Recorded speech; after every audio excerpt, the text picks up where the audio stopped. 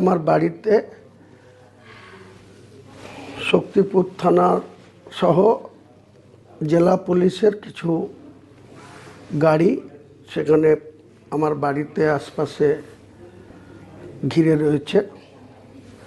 আমি মুর্শিদাবাদের পুলিশ সুপারকে আপনাদের মাধ্যমে বলছি যে মুর্শিদাবাদকে অশান্ত করার চেষ্টা করবেন না।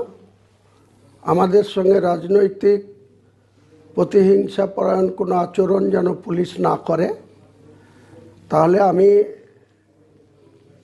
কিছুক্ষণ ওয়েট করব এবং আমার বাড়িতে যদি কোনো রকম পুলিশ কোনো অশালীন আচরণ করে বা আমার বাড়িতে যদি পুলিশ, আমার ছেলে বা আমার মিসেস, আমার বৌমা আছে, আর কেউ বাড়িতে নেই, তাদের সঙ্গে যদি কোনো অশালীন আচরণ করে, আমি এখান থেকে ঘন্টা দুয়েক পরে ঘোষণা করব আগামী বৃহস্পতিবার মুর্শিদাবাদ জেলার পুলিশ সুপারকে বেলা 12টা থেকে ঘেরাও করে এর জবাব নেব।